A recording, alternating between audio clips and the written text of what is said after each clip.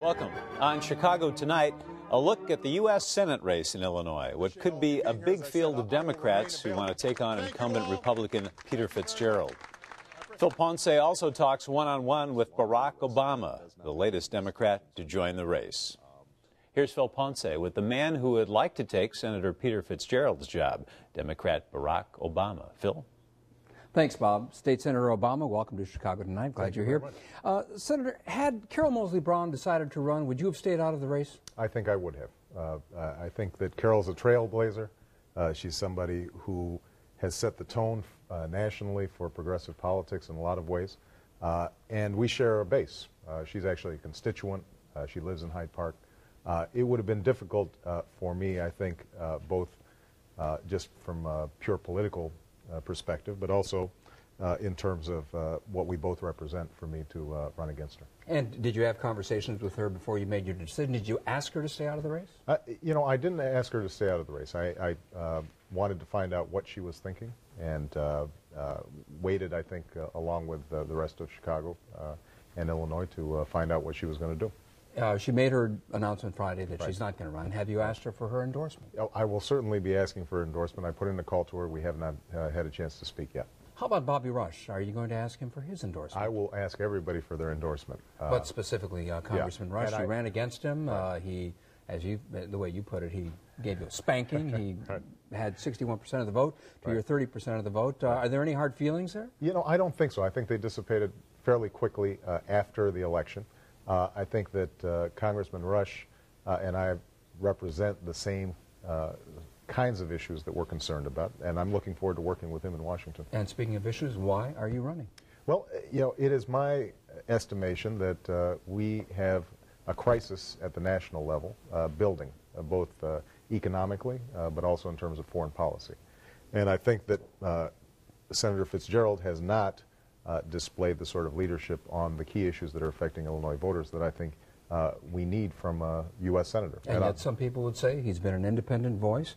He has spoken out against cronyism in Illinois contracts. He brought in a respected, objective, some would say, particularly objective, U.S. attorney in Patrick Fitzgerald. What's wrong with that? Well, I think the thing that, when I've traveled around the state, the thing that people are most concerned about is their economic security. They're trying to figure out, what am I going to do about the potential layoff? How am I going to pay for my retirement? How am I going to balance that with providing the kinds of educational opportunity for my kids, both in the secondary school level and higher education? And it's hard to point or identify a single program issue that Peter Fitzgerald's promoted that has positively affected Illinois voters on that front. Getting back to strictly political considerations, how would you assess your name recognition? Well, I think that it is higher in Chicago, and I think it's building. I think among people who follow politics closely, I think that I've got a good reputation from my work down in Springfield. Obviously, I have not run statewide before, and what that means is that we're going to have to do a lot of work. But one of the nice things about the current political situation is that we're going to be in the majority finally, which means that we'll have the opportunity, and I'm speaking as a Democrat in the Illinois State Senate, to promote some of the issues that we've been working on in relative obscurity over the last several years. As someone who's running for state office for the first time, does it help that there was a governor named Rod Blagojevich if your name is Barack Obama in terms of... Rod's a trailblazer and a hero of mine. You know, obviously Barack Obama is an unusual name. My father was from Kenya, which is where I got the name from. And your mother was from Kansas? My mother was from Kansas. That's where I got my accent from.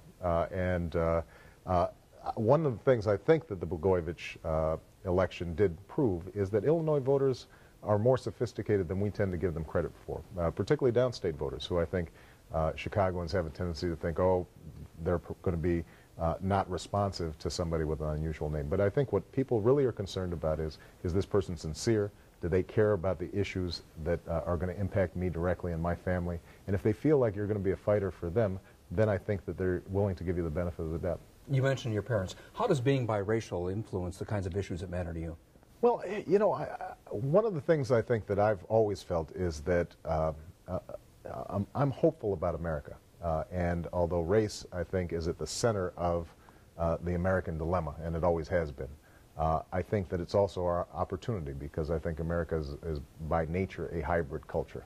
Everybody comes here.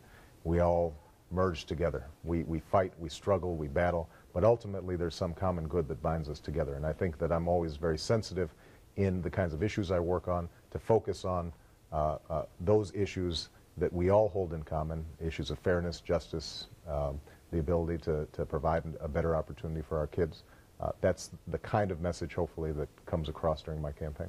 You talked about how you and Carol Moseley Brown shared the same base. Right. How are you going to expand your base, appeal to suburban voters, appeal to downstate voters in a way that doesn't alienate your base? Well, I think that, as I said before, if we focus on, let's take the example of the federal budget and who's benefiting from the tax cuts that have been proposed by George Bush and supported by Peter Fitzgerald.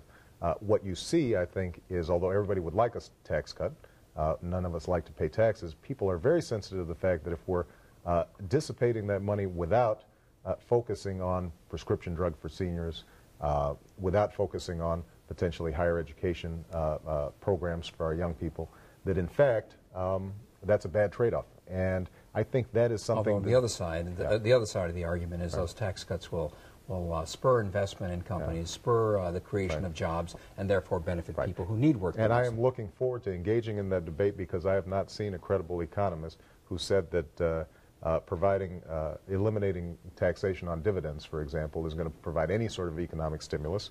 And certainly it's not going to impact increase investment in corporations that will allow them to expand their businesses and so forth? I have not heard that argument on the part of many economists. Not only that, but we know that the average Illinois citizen, if they have a stock, it's in a 401k that is not where the dividends are not taxed currently. So I think those are going to be the kinds of debates that are of interest not only to suburban voters or city voters or downstate voters, black, white. I think everybody has an interest in the sort of economic agenda that I hope to be presenting during this campaign. You know, one of the interesting things about you that a lot of people may not realize is you wrote an autobiography. How old were you when you wrote this? I was 33 at the time.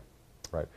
It wasn't really an autobiography. What it was a reflection on my family, issues of race. I had just gotten out of law school, and there had been a lot of publicity because I had done well at law school, and I took this opportunity to kind of step back and reflect on the work I had done as a community organizer, the work I had done during the Harold Washington years out in low-income neighborhoods on the south side of Chicago. It was a good time for me to gather sort of some of the various strands in my history, and also maybe give a gift to my children so they could know a little bit about who their father was in the way that I did not necessarily know about my father. And I read the book, but how would you describe the underlying theme in the book? Well, I think I touched on it in terms of the earlier question when you asked about how my background reflects on my politics. I mean, I think the fundamental theme is that America is a hopeful place precisely because it's a place where people of different backgrounds and different ideas and different cultures and different religions